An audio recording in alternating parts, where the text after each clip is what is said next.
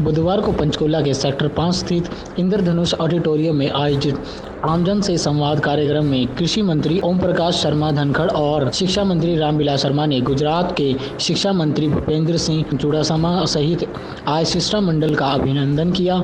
इस मौके पर अपने संबोधन में शिक्षा मंत्री रामविलास शर्मा ने कहा कि प्रधानमंत्री नरेंद्र मोदी ने यह विचार रखा था कि सरदार वल्लभ भाई पटेल ने जिस तरह देश को एक किया है, उसी प्रकार उनकी प्रतिमा भी देश के हर नागरिक के योगदान के साथ ही बनेगी। इसके लिए उन्होंने देश भर से मिट्टी और लोहा एकत्र करने का निर्णय लिया। श्री शर्मा ने कहा कि इस कार्य के लिए देश के 5 लाख से अधिक किसानों ने लगभग 5000 मीट्रिक टन लोहा दान में दिया और देश के शहीदों व वीरों के पांव की मिट्टी भी इस प्रतिमा के निर्माण में लगाई गई, ताकि देश का प्रत्येक नागरिक खुद को भी उस भव्य प्रतिमा के साथ जुड़ा हुआ महसूस करे।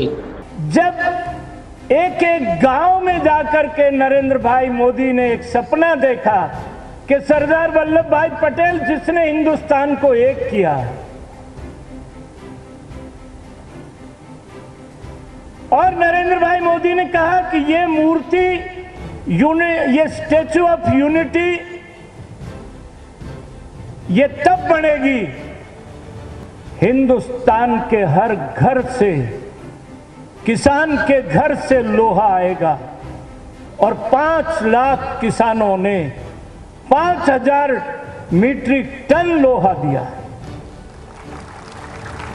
शहीदों के पांव के नीचे की मिट्टी आएगी। ये यूनिटी, स्टैच्यू ऑफ यूनिटी आज का संकल्प नहीं है नरेंद्र भाई मोदी का, ये 5 साल पहले का संकल्प है और ये हमने पूरा करके दिखा दिया। 60 साल हमने किसी के हाथ बांधे थोड़ी थे। हरियाणा के कृषि मंत्री एवं लोहा संग्रह समिति के राष्ट्रीय संयोजक ओम प्रकाश धनखड़ ने इस अवसर पर अपने संबोधन में कहा कि स्टैच्यू ऑफ यूनिटी नए भारत का तीर्थ बनने जा रहा है, जिससे देश की आने वाली पीढ़ी और दुनिया के भारत की संस्कृति और परंपरा का पता चलेगा। उन्होंने कहा कि लोहा संग्रह समिति के राष्ट्रीय संयोजक बनने के बाद जब उन्हें देश का इतिहास जानने का मौका मिला, तब उन्हें पता लगा कि जिस भारत को आज हम देख रहे हैं, उस भारत को बनाने वाले शिल्पकार लोहा पुरुष सरदार वल्लभ भाई पटेल के इतिहास को झरोखों के पीछे छिपाया गया। इस छिपे हुए इतिहास से देश भर के लोगों को अवगत कराने में स्टैच्यू ऑफ यूनिटी का अहम योगदान रहेगा। उन्होंने प्रधानमंत्री के इस विजन की बधाई देते हुए कहा कि 31 अक्टूबर को स्टैच्यू ऑफ यूनिटी का अनावरण देश के हर नागरिक के लिए यादगार क्षण होगा। इस आधुनिक भारत का शिल्पी का स्टैच्यू, इसकी ऊंचाई केवल स्टैच्यू की 182 मीटर की नहीं है। मैं आपसे बताना चाहता हूं, इस स्टैच्यू की ऊंचाई भारत को एकता और अखंडता देने वाली है। उससे ऊंचा मकसद है इस स्टैच्यू का। ये नए भारत का तीर्थ है। ये जैसे इजराइल को बनाने के होलोकास्ट म्यूजियम काम करता है, याद वसम काम करता है, जिसका हिब्रू भाषा में याद वसम नाम है, ऐसे ही ये स्टैच्यू ऑफ यूनिटी इस भारत की एकता और अखंडता, एकात्मकता का तीर्थ है। ये कल्चरली भारत जहाँ एक है, भारत का राष्ट्र जहाँ सुसांस्कृतिक संस्कृति के आधार पर जहाँ एक नेशन था, उस भारत को नेशन स्टेट बनाने का राष्ट्र राज्य बनाने का जिस शख्स ने काम किया, इस भारत को जिस प्रकार से जोड़ने का काम किया, वो तीर्थ आने वाली पीढ़ियों को संदेश देगा, भारत के इस छुपे हुए इतिहास से अवगत कराएगा, कनेक्ट करेगा हमारी विरासत से, हमारे शौर्य से, हमारी वीरता से, जगह जगह छुपे हुए उस इतिहास से जो इतिहास प्रकट नहीं होने दिया गया। मैं आपकी सरकार को, आप सबको बधाई देता हूं। उसका मूर्तिवंत रूप खड़ा करने में आप सब ने जो भूमिका निभाई है, हम कभी उसको भुला नहीं पाएंगे। हम कनेक्टेड हैं एक एक गांव से। हरियाणा के 6500 गांव, एक एक किसान उससे जुड़ा हुआ है। हमने अपने हाथों से बहुत भावपूर्ण तरीके से वो मिट्टी और वो लोहे के टुकड़े सौंपे हैं। मुझे याद है जब रूपाला जी आए थे सुभाष बराड़ा के डांगरा गांव में, मुझे याद है जब मेरे गांव में भी आए थे, तो वो इमोशनल क्षण जो एक एक गांव में उत्पन्न हुए थे, भारत राष्ट्र के एक एक गांव में उत्पन्न हुए थे, वो भावुक क्षण इससे कनेक्ट करेंगे हर भारतीय को, हर गांव को, हर किसान को। निश्चित रूप से मैंने कहा ये मूर्ति 182 मीटर ऊंची तो इसकी भौतिक ऊंचाई है, इसकी ऊंचाई बहुत ही अधिक है जिसका नापना कठिन होगा। ये बहुत ही एक ऐसा मौका है जिस मौके को बहुत हम अपने जीवन भर भूल नहीं पाएंगे। स्टैचू ऑफ यूनिटी गुजरात में बन रहा है, दुनिया की सबसे ऊंची मूर्ति बन रही है, और आज जो यहाँ लोग हाजिर हैं उसमें बहुत सारे लोग ऐसे हाजिर हैं जिन्होंने खुद लोहा मिट्टी इकट्ठा करने का काम जिला स्तर पर, ब्लॉक स्तर पर किया है, गांव स्तर पर किया है। आज जो जहाँ उपस्थित हैं मेरी पंचायतों के प्रतिनिधि, मेरे जिला परिषदों के चेयरमैन मेंबर, मेरे ब्लॉक समिति के सदस्य, ब्लॉक समिति के चेयरमैन, मेरे सरपंच, वो सब भी यहाँ हाजिर हैं। इसके साथ साथ हमारे पंचकुला, कालका और आसपास के क्षेत्र के कार्यकर्ता भी शामिल हैं जिनका बड़ा भारी अटैचमेंट, लगाव सरदार पटेल के व्यक्तित्व से, कृतित्व से और विचार से है। इसलिए ये मौका जिन्होंने इसमें काम किया था, जो उसी समय भावनाओं से जुड़े थे, आज भूपेंद्र सिंह जी आपका न्योता स्वीकार करने के लिए हाजिर हुए हैं और सबके मन में उतावलापन है कि उस स्टैचू को हम कब देखें, कब पहुँचें, कब वहाँ आएँ। और औपचारिक न्योते का हमारे लिए महत्व कितना है हम ये बता नहीं सकते। वन नेशन वन स्टेट बनाने का किसी शख्स ने काम किया तो उस शख्स का नाम है सरदार वल्लभ भाई पटेल।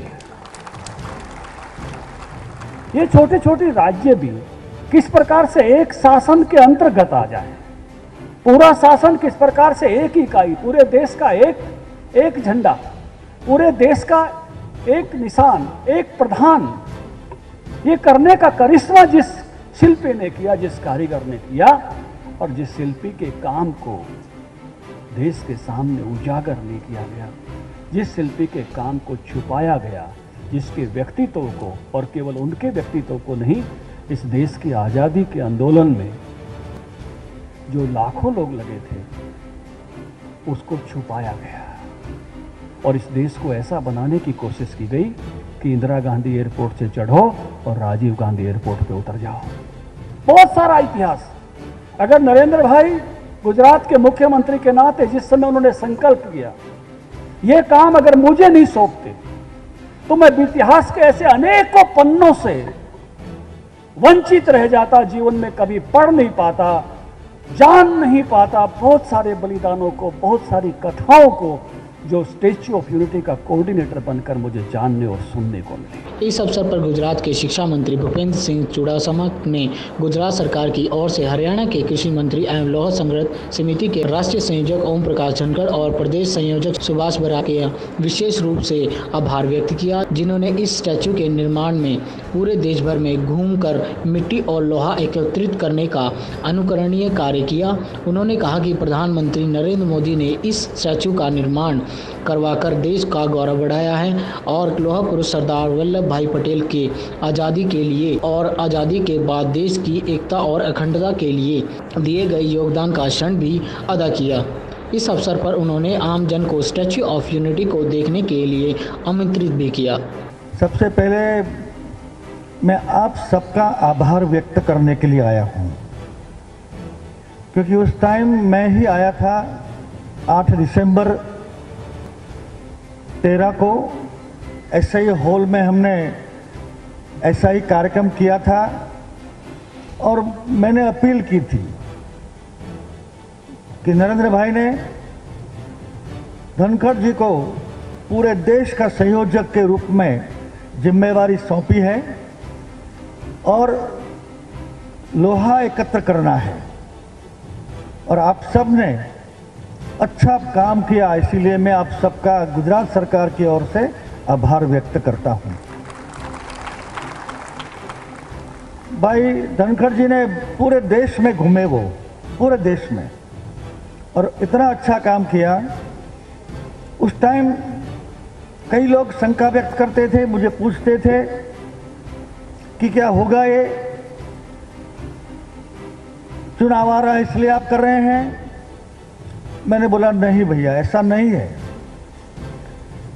ये एक वैचारिक काम है, ये कोई इलेक्शन के लिए काम हम नहीं करते हैं, मगर भूतकाल में किसी ने नहीं किया है इसीलिए हम करते हैं। और ये काम शुरू किया, गुजरात का स्वभाव रहा, नरेंद्र भाई का स्वभाव रहा, जब भी किसी स्कूल, अस्पताल या रोड का हम भूमि पूजन करते हैं तो उसी समय हम पब्लिक को कहते हैं कि भूमि पूजन हमने किया है तो लोकार्पण भी हम भी करेंगे। मैं आज आप सबको न्योता देने लेके आया हूं। 31 को माननीय प्रधानमंत्री आएंगे, लोकार्पण करेंगे। 31 के बाद आप सबको आना है, ताकि प्रधानमंत्री की व्यवस्था में हम शायद आपकी व्यवस्था न कर सके, इसीलिए 31 को नहीं आना है, आपको 31 के बाद आना है। कल मैं आपके माननीय सीएम को, गवर्नर को, दोनों को मिला हूं, न्योता दिया है। पंजाब के गवर्नर साहब को भी मैं मिला हूं और हमने आपके लिए व्यवस्था भी ऐसी की है। हमने सब माननीय मुख्यमंत्री जी को, हमारे माननीय मुख्यमंत्री जी ने एक खत लिखा है कि जैसे दिल्ली में हर एक स्टेट का भवन है, हर एक स्टेट का, और कहीं नहीं है, और कहीं नहीं है, मगर ये केवड़िया सरदार धाम ये दिल्ली से कम नहीं है। इसीलिए यहाँ भी ऐसा माहौल खड़ा करना है, क्योंकि पूरे देश से, सभी राज्यों से लोग आएंगे, उनको जरा सी तकलीफ नहीं होनी चाहिए। इसलिए खत लिखा और मान्यवर खट्टर साहब ने तुरंत जवाब कर दिया कि हमारे हरियाणा के लोगों के निवास के लिए भी हमें एक अच्छी जगह दो, हम वहाँ हरियाणा भवन बनाने जा रहे हैं। चंडीगढ़ से अर्थ प्रकाश न्यूज़। ताज़ा खबरों के लिए हमारे चैनल को सब्सक्राइब करें, लाइक करें और बेल आइकन दबाना ना भूलें। अर्थ प्रकाश वेब टीवी।